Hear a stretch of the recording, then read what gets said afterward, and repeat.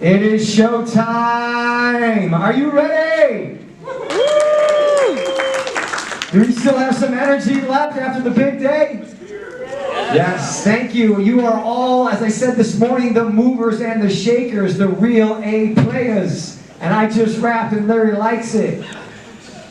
And I'm rapping for you because we got 45 minutes left to make you learn something awesome that can transform you, your personal life, your professional life, and your business. And we're ending with an amazing keynote all about tips to scale your business, whether it's a B2B or to a B2C. And who better to do it than Todd Olsen and Scott Wingo, arguably the most successful entrepreneurs, leaders in the region. Todd is doing that now with Pendo, the hottest software company in the area, arguably the world. And we got Scott Wingo, who's already demonstrated it with Channel Advisor, one of the best tech companies in the region, and now he's leading Spiffy, which you have to check out for all your car needs.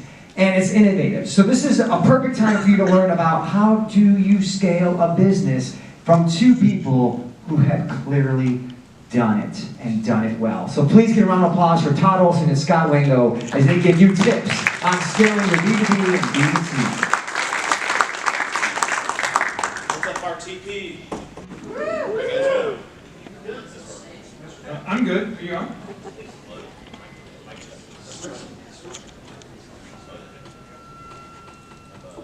Not very good at technology, so. How's everybody doing? I'm Scott, he's Todd. Welcome, and this is our 13 tips for scaling a business-to-business or a business-to-consumer, or some people would say a consumer product to any kind of consumer-type startup. So, this may age me a little bit. Did you know this movie? Of course. You had to Google it. Okay, all right, okay. If this goes well, I think we're going to be the next Bill and Ted. If you don't know what that is, you can Google it. Excellent. And I think, excellent. I think I look a lot like Keanu, and you've got the hair of that guy covered. Your hair's not as curly as it usually is. But It's a little taller though. So. Yeah, we'll have to solve that. Cool. So, Todd? Yeah, I don't want to read my bio, but I think a lot of folks know me in the community, but I'm the CEO, co-founder of Pendo. This is my third venture funded startup though as well. The other ones did not go as well. That's probably why you wouldn't have heard of those if I mentioned them. And yeah, just some quick stats about Pendo. We've raised a little over $100 million, and we're now 375 people across 6 global offices, 270, 280 here in Toronto. It's a lot of mouths to feed. I can feel the pressure rolling off of you right now. I've been there, done that, got the t-shirt. All right, I'm Scott. I started a software company in '95 called Stingray Software. We did developer tools for Visual C++. Sold that in '98. You can see my logos, hopefully have gotten better over the years. Then did a quick consumer company. That lasted 6 months before it got acquired, so that was nice. And then Channel Advisor, started that in 2001, went public 2013, still an ongoing company. I'm on the board there. And then decided, wow, what's the hardest thing I could possibly try to do at a consumer car care company? So boom, started Spiffy. And that started as an experiment in 2014, and it's an experiment that never stopped. It just kind of still experimenting today. We're in 17 locations and have about 40 people in our headquarters and about 200 technicians across the United States. And right now, 120-ish vans are zipping around taking care of people's cars. We're washing about 600 cars a day right now, which is kind of freaky. I try not to think about it too much. So when I want to be an entrepreneur, my thing that I always wanted to do was go public. So I'm looking forward to a picture of Todd. I think the New York Stock Exchange is the best place to go public. You can make your decision. So either at NASDAQ or the New York Stock Exchange, I'm looking forward to seeing you out there. Well, I appreciate it. My last company actually where I was did go public, so I do have a picture of myself on stage at the New York Stock Exchange. But I do wonder, like, please don't tell me I have to get matching ties. I mean, absolutely matching ties? They're Channel Advisor ties. I thought so. It's all about the brand. That was fun, but it was even more fun. I'm a CNBC junkie, and I got to meet Jim Cramer. He's literally like 4 feet tall, and he stands on a box when he's next to you. It was kind of like, you know, here's my hero, Jim Cramer, and he turned out to be super tiny. He's a Lilliputian. So we're here to talk about scaling your startup. This is, you know, so I'm on my 4th startup, and this is why I keep doing it, is I love to build something that grows very quick. And I'm at this point now where I'm like impatient if we're not growing like over 100%. Anything under 100% is just like painfully, glacially slow for me right now. So in doing that, we've come up with a lot of tools and techniques to help you guys, and hopefully you'll find it interesting. So I want to just talk briefly about the startup lifecycle. So there's a lot of different books now. So when I first started doing this, there was nothing out there. Just kind of you had to figure it all out yourself. So thankfully there's tons of books, and we'll have a little reference at the end. And I kind of Googled around and found this one, which was good. So you kind of have this idea, everyone thinks you're crazy. You do a minimum viable product. You'll probably hear us say that a lot, MVP. That's not the other MVP, that's minimum viable product. I know we have a lot of sports people here. And then you kind of get this product market fit, and then what the fun part of a startup is that elbow, that growth elbow. Pendo, I don't know if I have a laser here, I don't want to blind anybody, but okay. So Pendo's like right here, man, and that is so much fun because you're like, oh my God, I've got to open the Australia office, and then like, I've got to deal with this investor, and you got to go hire 50 people. So lots of fun. That's the pour on resources for growth. And then you kind of get up to this maturity part. We're not going to talk about that today. So this is kind of, I think, a really good way of thinking about that. How many of you are in kind of this early MVP, you haven't really made product market fit? How many? Show of hands. Okay. How many of you are kind of like product market fit, and you're just really starting to get to the elbow? Okay, a couple. And how many of you are kind of like, you feel like you've got the product fit, you know your channels, you just need more capital to pour it on? How many of you are in that kind of phase? Okay, cool. I think that's good. So most people are kind of earlier. That's good because our job today is to get you up this curve as quickly as we can. The other thing is I do put out this tweener list. So I try to keep a list of companies in the triangle that are kind of in this channel product market fit. And I kind of arbitrarily drew this line of about $1 million in annual run rate. One slang thing we'll use, this part of our everyday vocabulary is ARR and MRR, annual run rate and monthly run rate. ARR equals 12 times MRR. Todd will work you through the calculus on that. And so I have a list of companies that are kind of in here called the tweener list. So if you Google Wingo tweener list, TWEENRER, you'll find that. Here's another one. This is from Lean Startup, and this is just kind of pretty similar. It has a little bit more a chalkboardy look to it. So choose your favorite graph. Hey Scott, will this presentation be available after? I'll defer to Todd. Yeah, I'm good. Todd's going to show you all these super Pendo secrets. I don't know. All right. Cool. So I'm going to kick it off, and I'm going to talk about product market fit. So one of the most fun things about Channel Advisor is we're Amazon's largest partner. And let's see, in 2002 or 3, I made the very controversial decision. Amazon told us in confidence they were going to launch this thing called the Amazon Marketplace. And I went to the board and I said, we're going to go all in on this thing. And they're like, you're crazy. These guys are booksellers. They're not going to be able to beat eBay. eBay is just crushing it. And why would you bet on Amazon? It's going to be a bunch of crappy used books. I said, I get a feeling about this that it's going to be bigger. So we're Amazon's largest partner, still are today. And I had a front row seat at watching Amazon go from the Seattle bookshop that everyone laughed at to one of the first $1 trillion companies.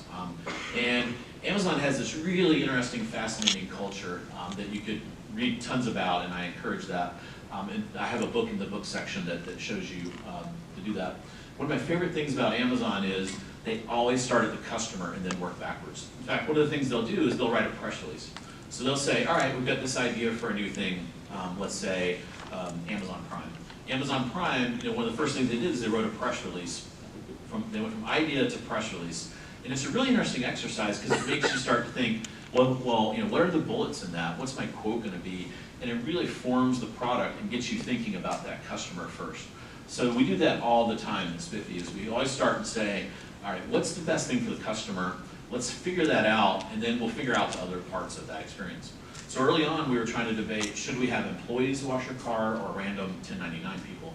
And the choice was pretty obvious. If we really want you to have the best possible experience, we want to train people, we want them using our equipment, etc. So let's figure that out and work backwards. Whereas if we'd started in a spreadsheet, you'd be like, okay, the Uber model's superior because they don't have any employees. That's awesome, right? But if you don't have employees, then how are you going to control the customer experience? Another Amazonism that's really interesting is they went out and they did Prime Now, which is same-day delivery. And what they did is they put it in 3 markets. And then they just kind of put it there, and they didn't care, they cared to some degree, but they didn't try to solve the margin and expense side. They just wanted to nail the customer experience. Then they went back and they figured that out, and they went to their suppliers and they figured out how to make the cost side work. It's hard as a startup when you're in that early phase to solve the multivariable equation of demand, cost, all those aspects. So if you just can nail demand on the consumer side, the rest you can figure out. Yeah, and then the other thing I've learned is you can never go wrong copying everything Amazon does. So definitely that's gotten me this far. Todd? Yeah, so first, before I start into my tip, I'll also characterize that because a lot of these are just good business tips, whether you're a B2C business or a B2B business, a lot of them can apply. Simple +1 from the previous slide.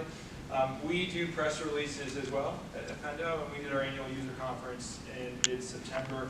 We built the press releases for the mid-September event in February. So it was well choreographed, knew exactly what we were releasing. The entire company knew months in advance, and there was a lot of alignment and energy around that event. 2 pizza teams? We generally operate sort of like that. So yeah. We order a lot of pizza though. We have company events now. So today was pizza day, so it's top of mind. And this is a similar tip to the last one, but I'm a big believer in starting with pain. It's very easy to, when a customer is asking you for something, to focus on what they're asking for. What they're asking for is often a solution. It's their perception of what that pain, how it should be solved and manifested. I'd really encourage on focusing on the pain and focusing on disruptive solution to the pain. So when we started the company, I had lived the pain that Pendo solves now. I was the former product manager, I had lived it. And the focus was how do we create something disruptive, something that was 10x better than existing solutions. And existing solutions for this pain was building it yourself, and I knew it because I had built one for myself. So I was like, if we can take what we've learned from that and make it so that people don't do any work whatsoever, there's an opportunity here. And then the piece of it is iterate until you capture some wallet. So what we did is we put it in the market and literally just iterated on it for months. So we shipped our first product in April. We would basically just check in with customers every single week. Because once we gave them something, we said, all I want from you instead of money is feedback. And we started watching. And over time, we learned that some people started using it a lot. A lot really started running their business on this, on our solution. At that point, I felt like you had to go for the ask.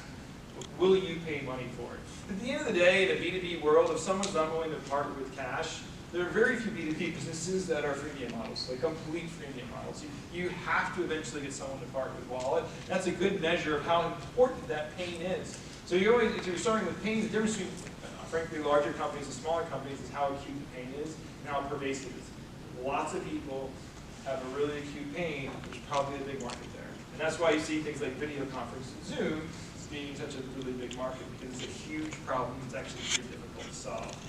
So that's kind of the first one. The second one, the corollary to this is product market fit isn't simply achieved, it's constant iteration. We just launched a new product at our user conference, and it probably does not have product market fit yet. It probably won't happen for a while. We constantly find scenarios where as we evolve the product, that ends up expanding the market to whom we can sell.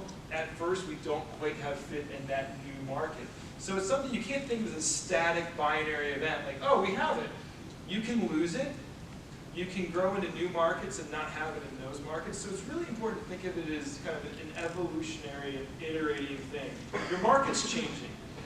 The competitive set's changing. Product market fit changes constantly. There's an amazing Brad Feld blog post about product market fit. It came out around the time Pendo was 5 people at HQ Raleigh.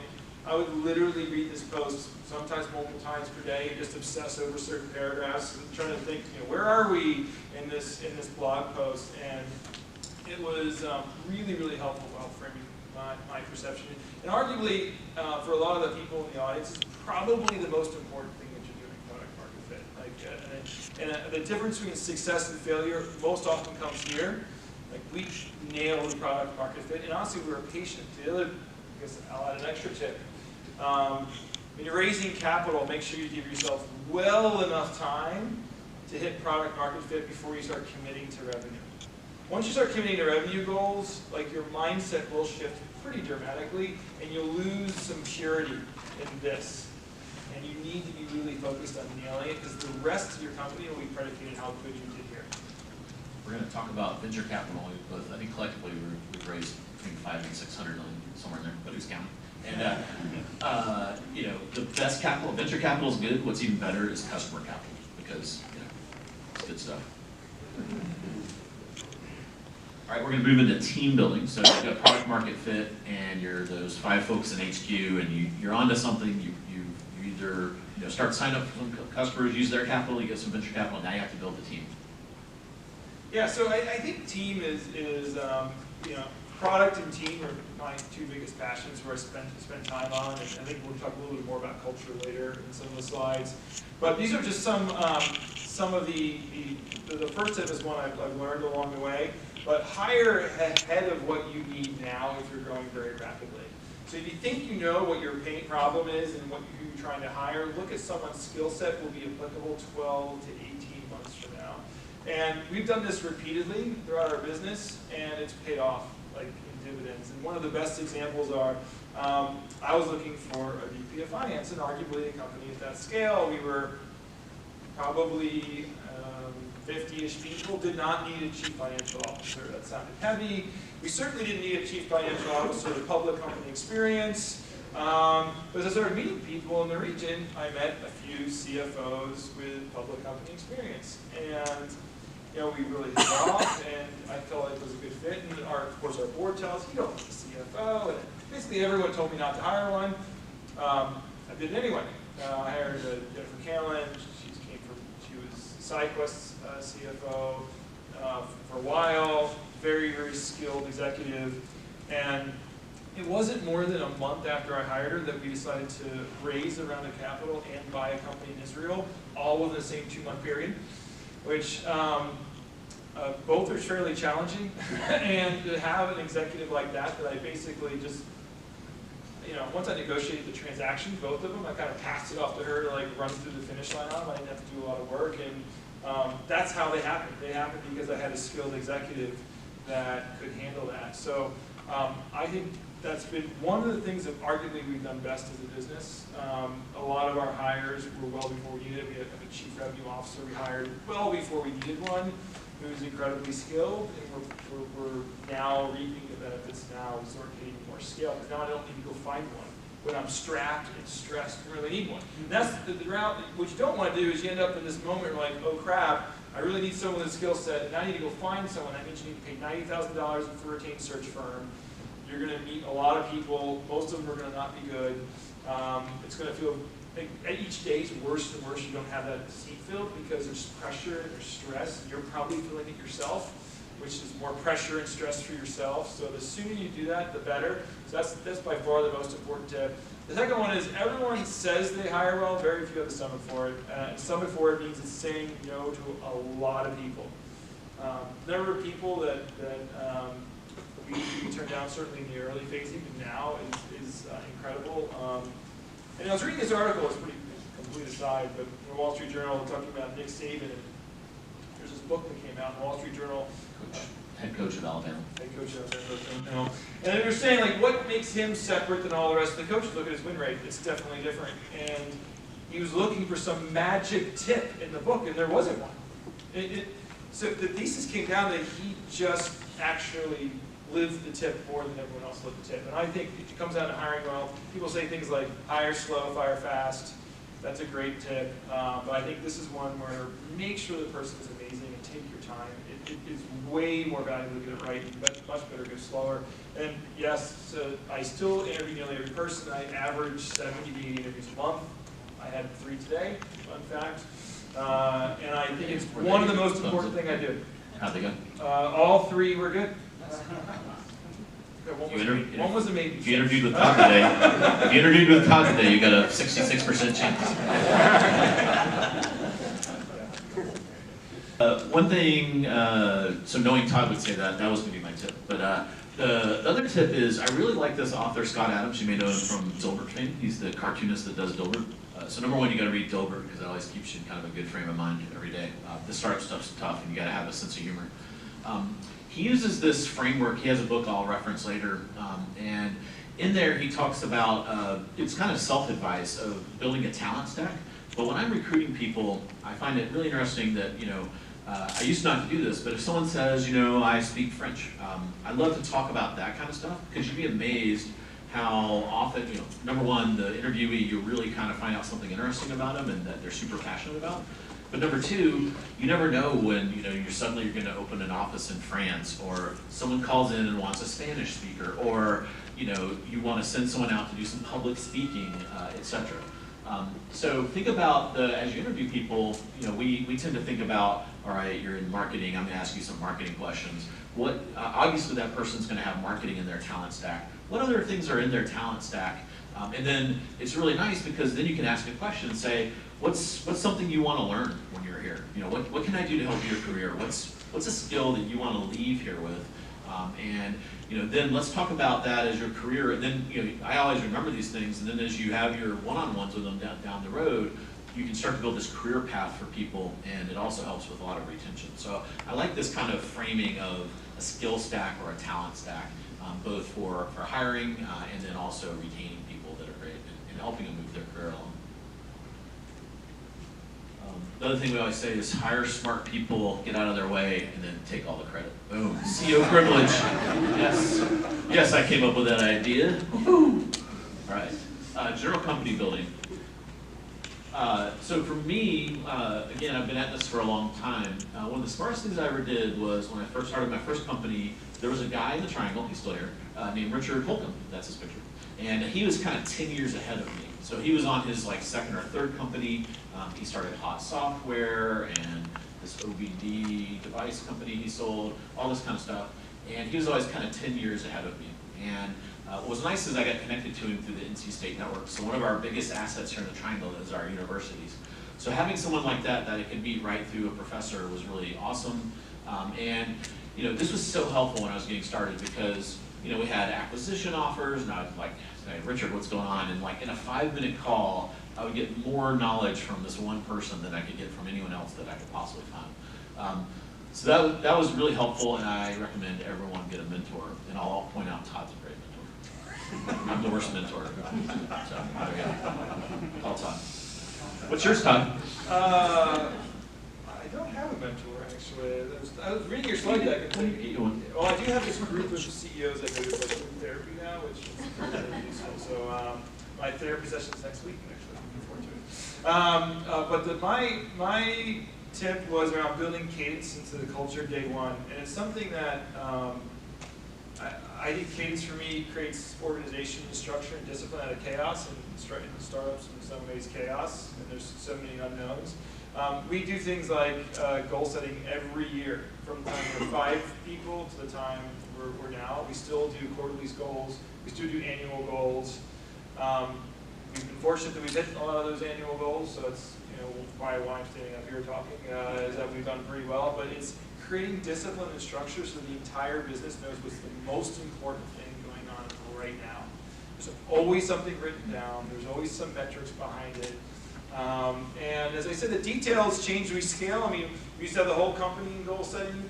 We now have just the VP level, which I'm almost embarrassed to say it's like 35 people. So it's a very large group, and everyone tells me how hard it is to get decisions at 30 people, 35 people. Yes, it's difficult to run consensus at 35 people, but I feel good about having each one of those people in the room. So that's how we've left it.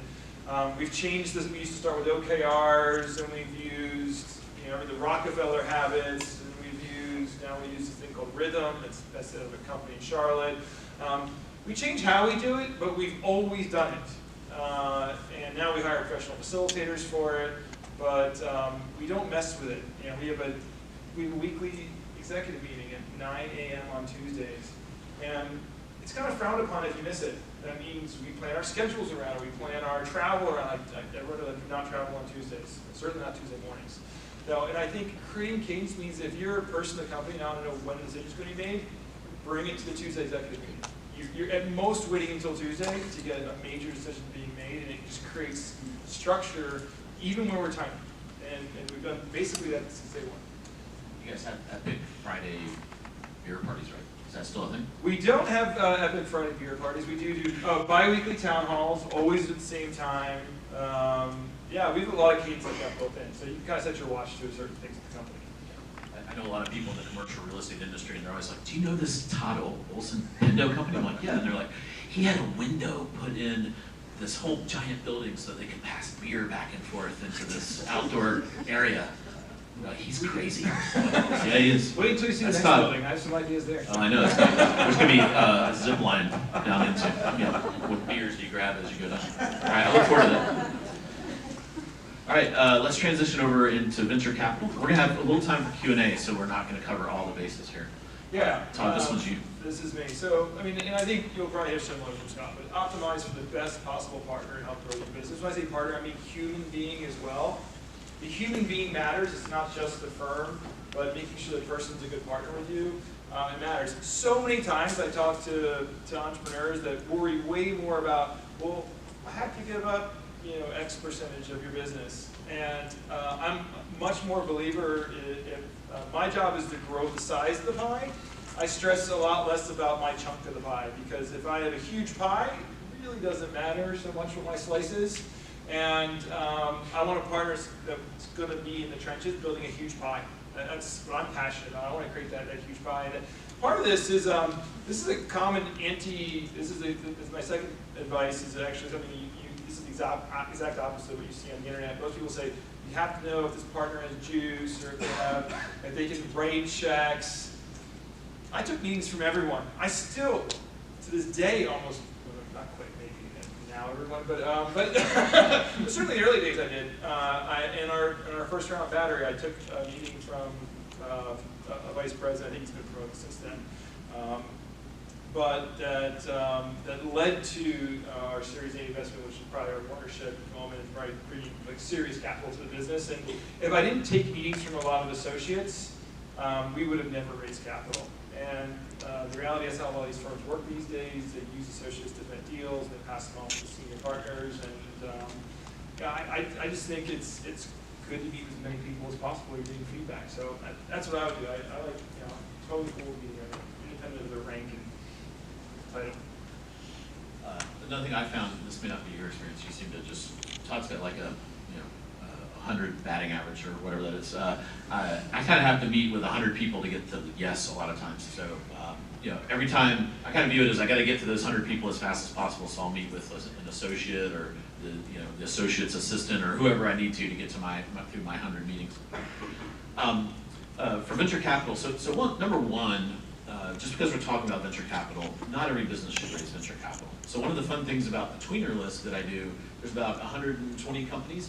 About 60 of them are already in that elbow of the curve. They don't have venture capital, and they may not ever need it, and that's totally fine. So I just wanted to kind of put out a general statement there that you don't have to raise capital from someone else. Again, if you can get all your capital you need and are happy with customer capital, more power to you. If you do decide to raise VC, this kind of echoes what Todd was saying. You're going to be with these people for kind of 10 years, so spend a lot of time on the front end with them. So go have dinner with them, coffee, spend a fair amount of time, and then definitely reference check your investors, because, and especially some failures, to see how did they treat people on the rocket ships, and then also the crashes as well. That's really important. I meet with a ton of entrepreneurs. The number one question I always get is, why would you raise venture capital? They want to take over your company. That is the furthest thing from the truth. They do not want to run your company.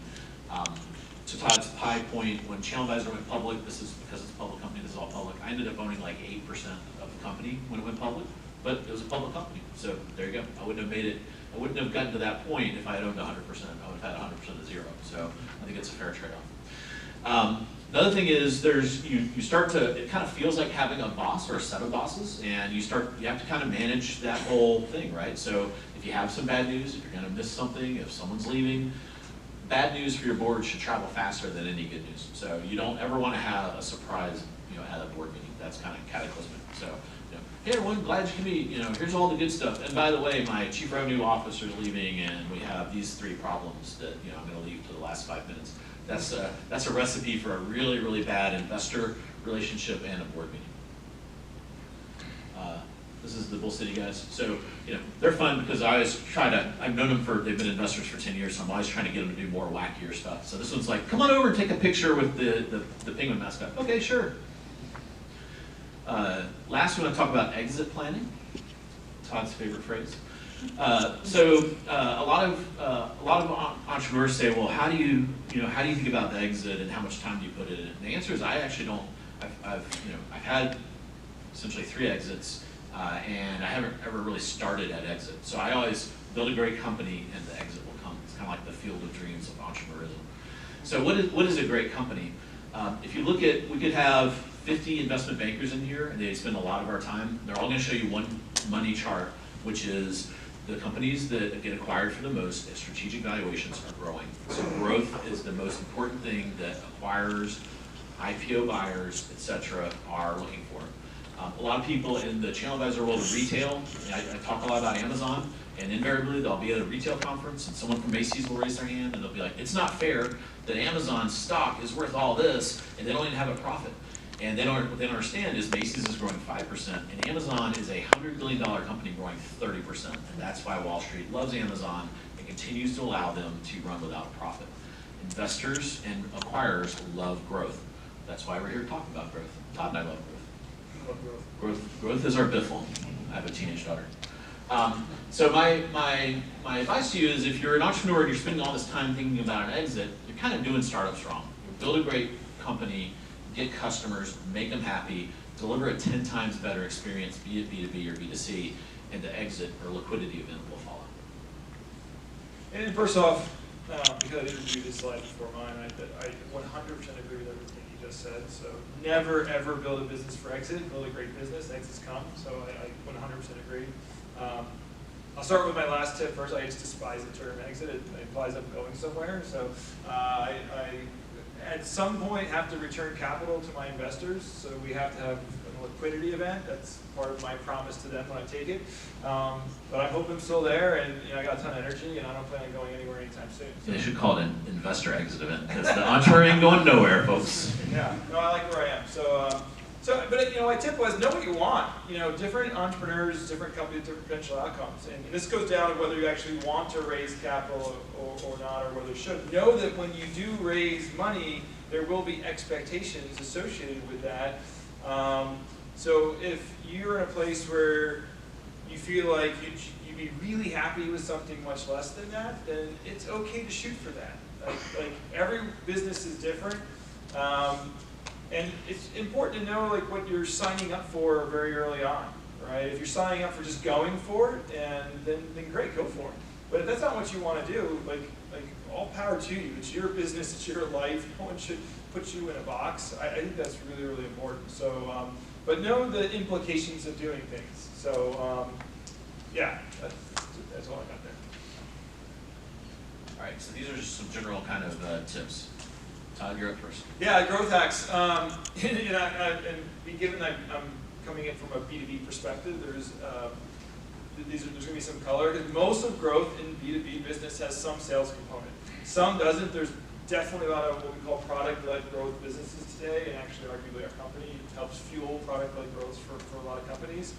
But by and large, there's still usually a sales human involved. And this is one of the ones that I believe could be controversial, but I'm a big believer in the entrepreneur being the first salesperson.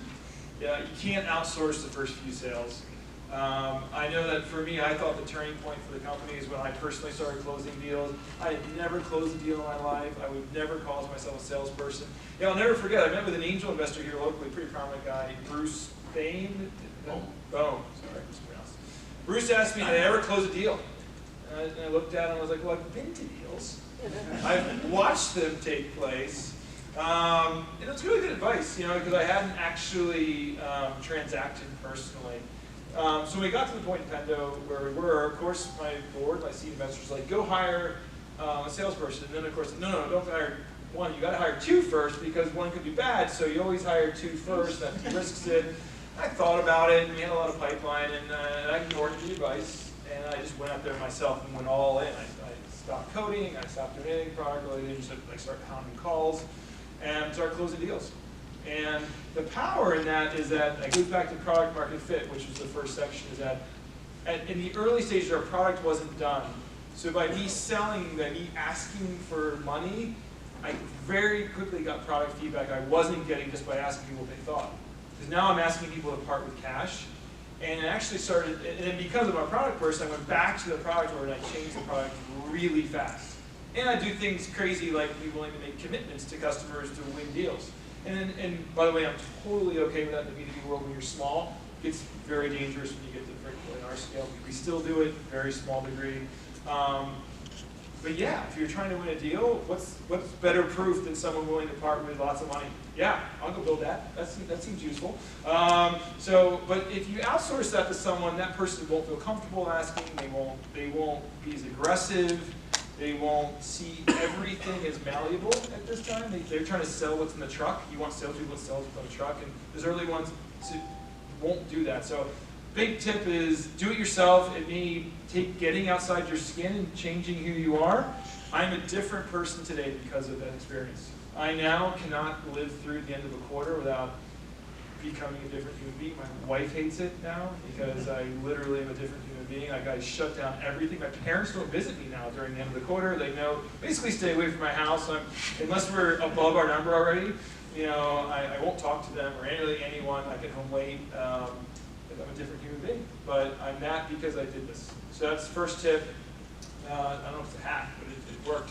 And then the second one, look, man, there's no hacks in what we do, especially business to business. We're trying to convince businesses to part with capital, and now more than ever, budgets are being scrutinized. It's not like I can just say, go rent a tent at Augusta for a master's and the money just flows in anymore. That doesn't happen. There's so much information on the internet. There's review sites. There's Twitter. Like, your buyers are really smart. Like, they are not morons. If you assume there's some hack to getting them to buy, you are mistaken. They will know more about your product than you think they do, all the good things, all the bad things. So obviously build a great product, deliver real value to customers, and take care of them. We built a customer success team the day we started having customers. And actually I put a founder in charge of it at first. He'd never built customer success, but I figured, look, this guy's a founder, cares, he will figure it out. And he figured it out. And he lasted in that role for about 18 months before we had to bring in someone with more experience. But from day one, we were thinking about, okay, we have this customer, the renewal's in a year. Go get that renewal and make them really, really successful. And then the last thing is, this actually comes from Jason Lemkin. I borrowed it from him from SaaStr. Have a user conference after 100 customers. I didn't think that was a good idea until I did it. And we did our first user conference with 150 users. Second one was 400. Then we had 1,100 people come to Rally 3 weeks ago. 1,100. And it was a magical event. Absolute magical. It's my favorite 2 days of the year. It's an amazing way to catalyze your movement around your business and drive growth. So these will make 3 tips right here. The best is when you start to have prospects come and they sit next to customers and you're at a round table and you're like selling each other and you're like, wow, this is awesome. I love that. It's magic. I get to eat my salad. Exactly. One of my tips is I'm obsessed with data, and one of the things we've done at Spiffy that's pretty cool, a macro thing I found, at ChannelAdvisor we would go get all this really cool software, and it always cost like $200,000. So we would get Concur for expense management. We had this fancy add-on to Salesforce, so Salesforce itself was like $5 million or something at your scale.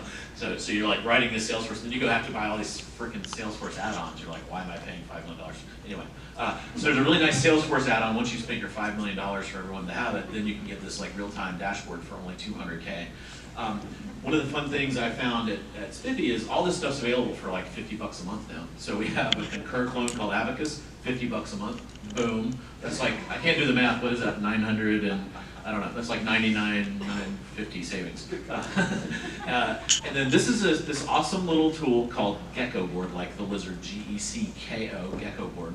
And our developers, we put this up in headquarters. We kind of started it there. And it gives us all real-time visibility into business. So this is a snapshot from a record day we had about 3 months ago. So everyone in the company can glance at this and say, all right now we're at 25K to the day. How's each city doing? I blacked out a couple little secret things. What's our NPS score right now? What's cancellations look like? That's kind of high. What's going on? So if I'm curious, I can kind of dig in and drill in on that. So then what we do is we actually put this in every one of our locations. So over in Atlanta, in their office, they have latest 5-star reviews. Our technicians get this kind of scoring mechanism called a power score. So there's a leaderboard there so they can see who in the company is kind of meeting the goals of quality and speed and those kinds of things. So this enables the business to kind of start running itself. And if you just kind of, the CEO, I kind of point everyone in the right direction and say, look, so for example, for the longest time, we didn't have a $30,000 day. We literally get up to like 29,500 and then stop. And then, so like 2 weeks ago, we hit 30K and everyone in the company knew because we're all like pretty dialed in on this. You can argue it's distracting, but it creates so much energy around the company and what we're doing, and it gets everyone in the company to understand all these different metrics and have real-time access to them. There's also an iPhone app, so it's kind of like you're into the quarter, but for me it's every day, so I'm like constantly updating the dashboard. Yeah, it's a little addictive. Be careful with this one. This one's a dangerous one. My favorite, I always say I'm an entrepreneur with like 4 pages in my playbook, and I always go to like those same 4 pages. They're well worn. Page number 2 is sell more stuff to your existing customers. And you'd be surprised how many entrepreneurs don't do this. Todd just talked about putting out new products. You're already, I think that's like your 3rd or 4th though. You guys have got a pretty nice suite, right? Net revenue retention is one of the most important metrics that we all look at. So Yes. it's, Yeah. 100%. Yeah. So so we started Spiffy doing car wash and detail, and then customers started saying, can you do X, Y, and Z? And one of the most popular asked things was oil change. So we started experimenting, we figured it out. In 2017, we did our first oil changes. Now we're doing over 10,000 oil changes a quarter in like 18 months. This one's like, that page of the playbook actually surprised me, so I put like a star on that one. So like, next time I'm definitely gonna do that one, maybe even earlier. So you just, this is so much easier than going out and opening a new city or just even scaling the wash side of things, because we're just going back to people that have already had a great experience with them and getting them to do something else. The LTV, in my world, we're looking at the cost to acquire a customer, CAC, and LTV, you have that in B2B. The LTV goes way, way up, retention goes up, the more stuff you can do for customers. So, we've summarized them here. We'll make the deck available. Mark and team, is that something we can do? Yeah, these guys will send it out to you. Do we have like a couple minutes for some questions? Yeah, we got 5 minutes for any Right. questions, Q&A, so great opportunity. These are my book recommendations. I noticed you guys didn't add any. Do you have any, Todd, you want to throw in there? Good to Great's my favorite. So I sleep with it under my pillow. I love that book. Hard Thing About Hard Things is a fantastic book as well. So I think those are my 2 favorite books. Yeah. The hard thing about hard things is from the Andreessen Horowitz guy. He has a new book coming out that's supposed to be really good. On pre-order. Me too. Yeah. So that one's also under my pillow. And the best chapter in there is it talks about how as CEO it's very lonely, right? So what you realize pretty quickly is in your first CEO gig, you can't go to your chief revenue officer and complain about stuff because they're like, oh my God, my boss complained about me and stuff, like shit's falling apart. You really can't go and complain. It may just be minor stuff. So it's very lonely. You can't go to the board. Oh God, don't go to the board. So you have a group therapy kind of a thing, or it's kind of like one of the first books I've seen that actually kind of says, hey, it's kind of lonely here, and everyone says that, but it's like, what does that mean? And he does a really good job of what is that, why does it happen, and how to get around it. I think he recommends kind of a peer group, right? Is that? Yeah, I think so. Yeah, definitely getting some third-party help that's not part of the business that has some empathy that you can talk with. And I mean, there's pros and cons with using your spouse as that person. I've known some CEOs that do, some that don't. It may work, it may not, just depends on the situation. So it's hard. It's hard. I do. She's one of the people that I talk with, but it's a very, very difficult thing. Yeah. My wife's very good at hiring decision questions. Just like, yeah. She's like, don't hire them. That's what she says. Because you're asking me, you must have some questions, so just don't hire me. I guess that makes sense. All right, any questions? You mentioned, Scott, something about a freemium model for B2B, which kind of surprised me. I'm kind of in the B2B space. I'm not familiar with Pendo, so did you go freemium or offer it for free? Or? No, and look, freemium works only for some business. There's plenty of case studies we can find where freemium was a really successful point. I think what I characterize is all of those companies eventually had to figure out a way to monetize, Oh, yeah, right? no, for sure.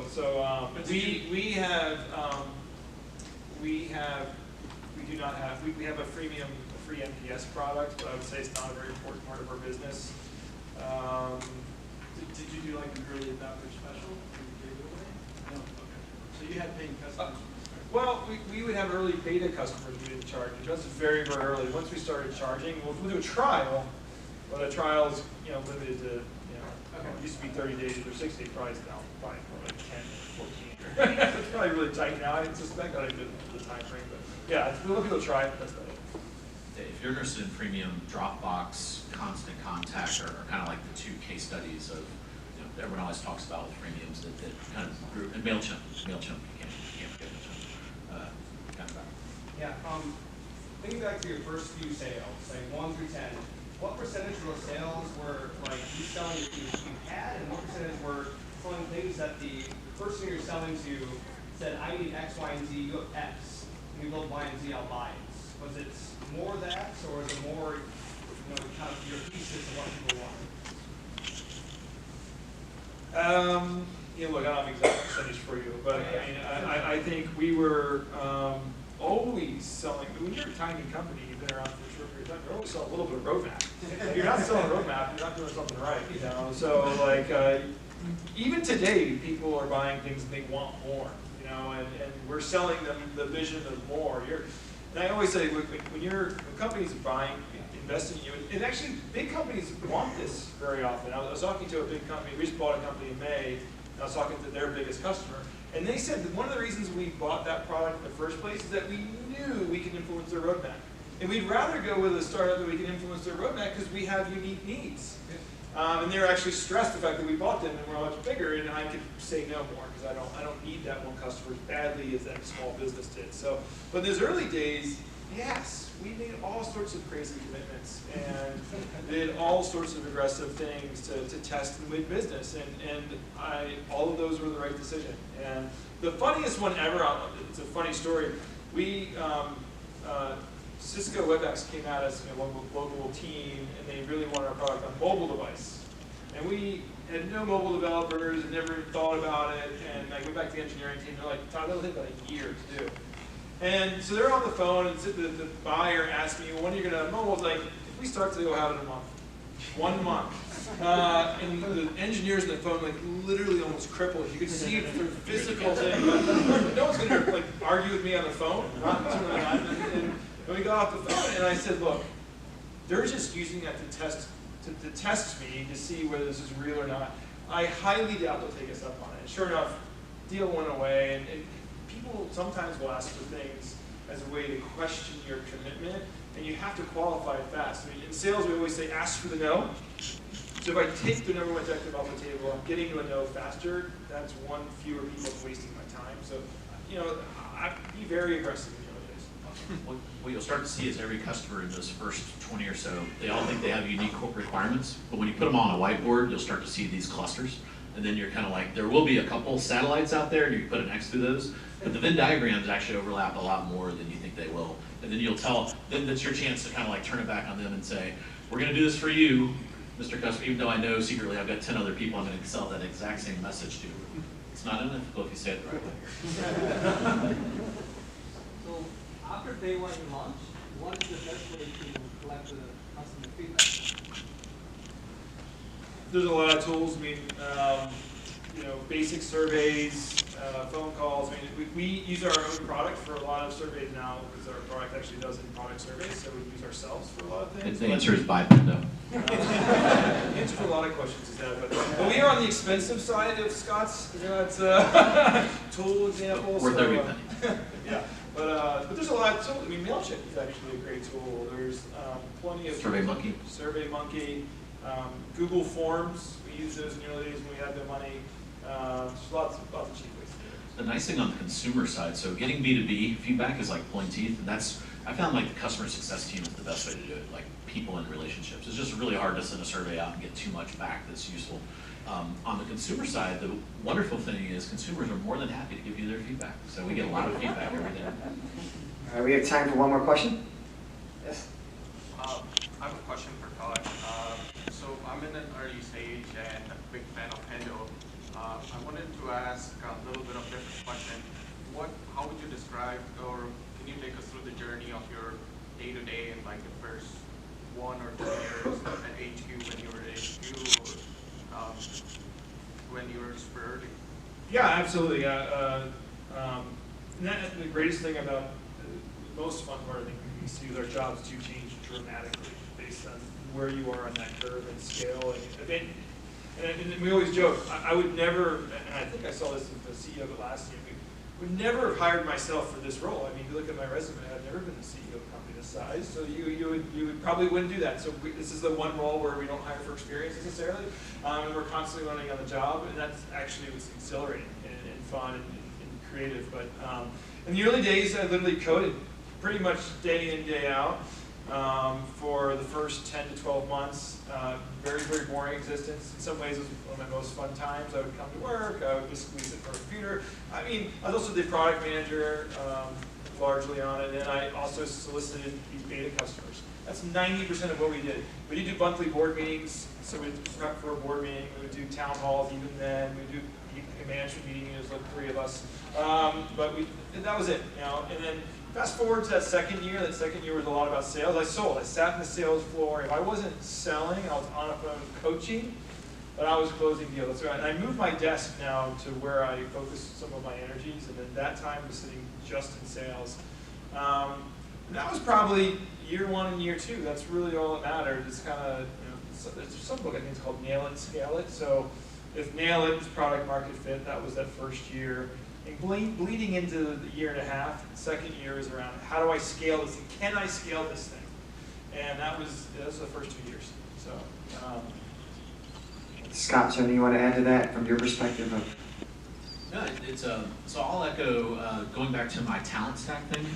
The one thing that always surprised me is the skill I use the most is sales. So, and I'm also a technology coder guy, and I'm an introvert. And it's like the hardest skill for me to learn, that and public speaking. Those are like the 2 hardest things as an introvert.